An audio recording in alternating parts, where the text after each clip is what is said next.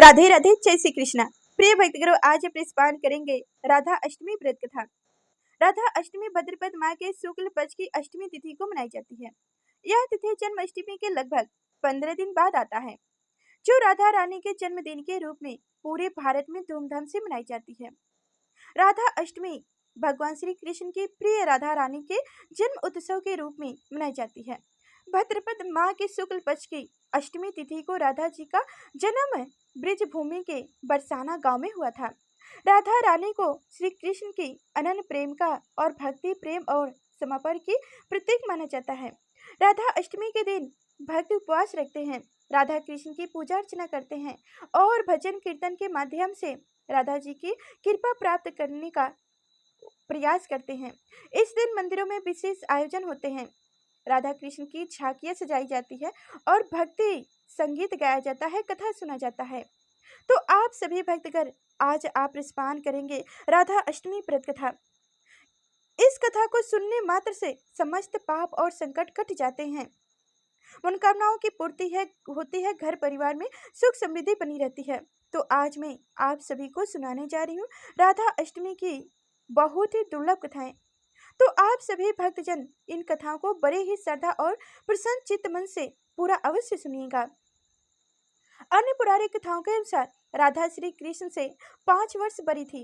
राधा ने श्री कृष्ण को पहली बार जब देखा था, जबकि उनकी माँ यशोदा ने उन्हें ओखल से बांध दिया था। उन्हें देखकर राधा बेसुध हो गई थी और उनके प्रेम में पड़ गई थी। उन्हें लगता था कि यह किसी पूर्व जन्म का रिश्ता है। कुछ लोग कहते हैं कि वह पहली बार गोकुल अपने पिता विश्व भानु जी के साथ आई थी, तब श्री कृष्ण को पहली बार देखा था। और कुछ विद्वानों के अनुसार संकेत तीर्थ पर पहली बार दोनों की मुलाकात हुई थी। जो भी हो, लेकिन जब राधा ने कृष्ण को देखा था, वह उनके प्रेम में पागल जैसी हो गई थी और कृष्ण भी उन्हें देखकर बावरे हो गए थे। दोनों में प्रेम हो गया था। महावीतन पुराण प्राकृतिक खंड अध्याय के माध्यम से कहा जाता है कि एक कथा के अनुसार एक बार नंद बाबा श्री कृष्ण को लेकर बाजार घूमने निकले थे। उसी दौरान राधा और उनके पिता भी वहां पहुंचे थे। दोनों का वहां पहली बार मिलन हुआ। उस दौरान दोनों की ही उम्र बहुत छोटी थी। उस स्थान को संकेत तीर्थ स्थान कहते हैं। संकेत का शब्द अर्थ है पूर्व निषोध मिलने का स्थान। मान्यता है कि पिछले जन्म में ही दोनों ने यह तय कर लिया था कि हमें इस स्थान पर मिलना है। कहते हैं कि यहीं पर घर के संगीत के अनुसार एक जंगल में स्वयं ब्रह्मा ने राधा और कृष्ण का गंधर्व विवाह कराया था। यहाँ हर साल राधा के जन्मदिन यानी राधा अष्टमी से लेकर अनंत चतुर्दशी के दिन तक मेला लगता है। ब्रह्मवेतन पुराण की एक कथा पौराणिक के अनुसार श्री कृष्ण के साथ राधा गोकुल में रहती थी। एक बार उनकी अनुपस्थिति में श्री कृष्ण अपनी दूसरी पत्नी बिरजा के साथ घूम रहे थे। तभी राधा आ गई। वो बिरजा पर नाराज होकर वहां से चली गई। श्री कृष्ण के सेवक और मित्र श्री दामा को राधा का यह व्यवहार ठीक नहीं लगा और वो राधा को भला बुरा कहने लगे।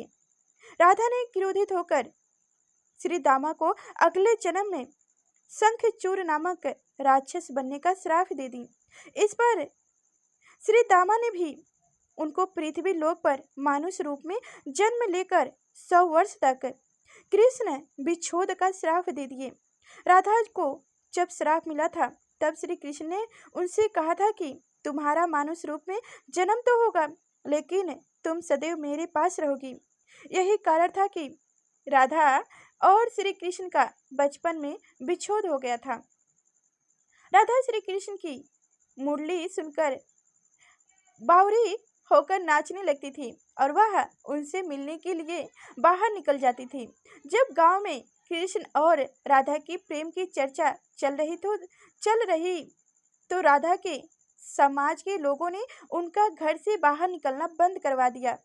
फिर एक दिन श्री कृष्ण ने माता यशोदा से कहा कि माता, मैं राधा से विवाह करना चाहता हूँ। यह सुनकर यशोदा मैया ने कहा कि राधा, तुम्हारे लिए ठीक लड़की नहीं है।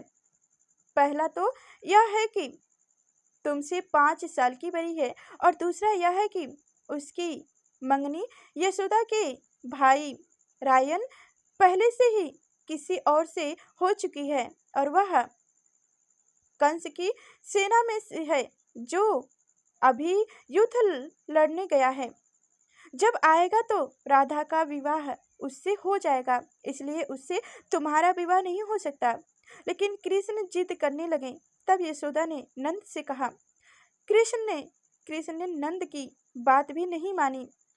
गर्ग के ऋषि ने कृष्ण को समझाया कि तुम्हारा जन्म किसी खास लक्ष्य के लिए हुआ है।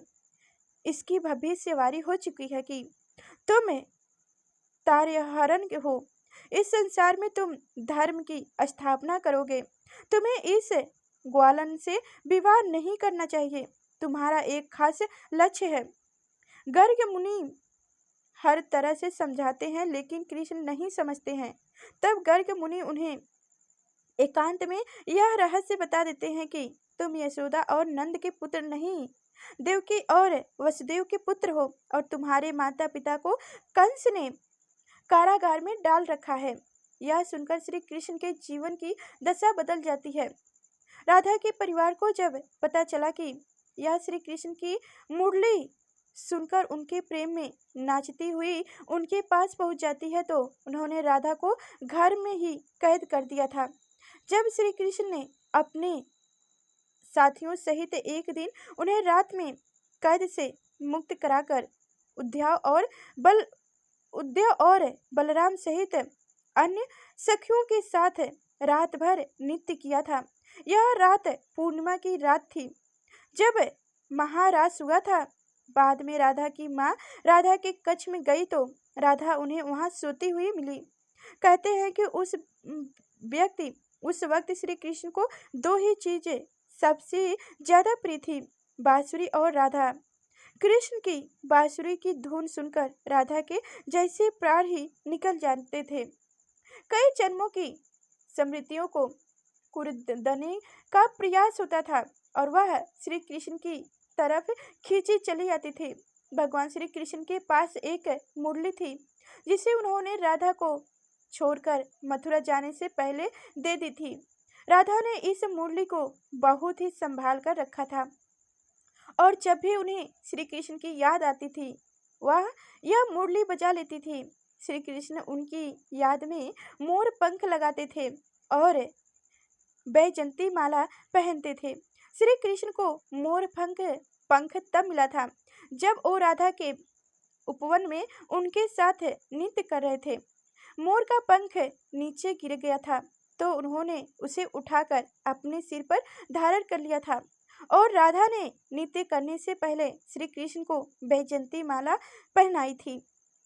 जब कृष्ण बैजंती यानी कि वृंदावन छोड़कर मथुरा चले गए, तब राधा के लिए उन्हें देखना और उनसे मिलना और दुर्लभ हो गया।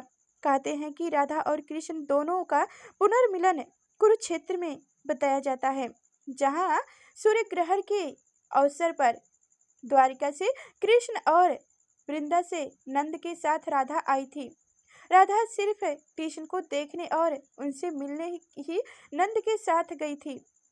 इसका जिक्र पुराणों में मिलता है कि इनके बाद राधा और श्री कृष्ण की अंतिम मुलाकात द्वारिका में हुई थी। सारे कर्तव्य से मुक्ति होने के बाद राधा आखिरी बार अपने प्रीतम कृष्ण से मिलने गई। जब वो द्वारिका पहुंची तो उन्होंने कृष्ण के महल और उनकी 8 रानियों को देखा। जब कृष्ण ने राधा को देखा तो वो बहुत प्रसन्न हुई। तब राधा के अनुरोध पर कृष्ण ने उन्हें महल में एक देविका के पद पर नियुक्त कर दिया। कहते हैं कि वहीं पर राधा महल से जुड़ी कार्य देखती थी और मौका मिलते ही वो कृष्ण के दर्शन कर लेती थी। एक दिन उदास होकर राधा ने महल से दूर जाना तय किया। कहते हैं कि राधा एक जंगल के गांव में रहने लगी। धीरे धीरे समय बीतता और राधा बिल्कुल अकेली और कमजोर हो गई। उस वक्त उन्हें भगवान श्री कृष्ण की याद सताने लगी आखिरी समय में भगवान श्री कृष्ण उनके सामने आ गए। भगवान श्री कृष्ण ने राधा से कहा कि वो उनसे कुछ मांग ले, लेकिन राधा ने मना कर दिया। कृष्ण के दोबारा अनुरोध करने पर राधा ने कहा कि वो आखिरी बार उन्हें बांसुरी बजाते देखना और सुनना चाहती है। श्री कृष्ण ने बांसुरी ली और बेहद सुरीली धुन में बजाने लगे। श्री कृष्ण के दिन रात बांसुरी बजाई। बांसुरी की धुन सुनते सुनते एक दिन राधा ने अपने शरीर का त्याग कर दी। जय श्री कृष्णा, जय राधे। तो प्रिय भक्तगणों, आप सभी को हमारी कथाएं कैसी लगी? जरा से भी अच्छी लगी हो तो शेयर कीजिएगा और लाइक और चैनल को सब्सक्राइब करना ना भूलिएगा। फिर मिलेंगे ऐसे नेक्स्ट वीडियो में, तब तक के लिए धन्यवाद।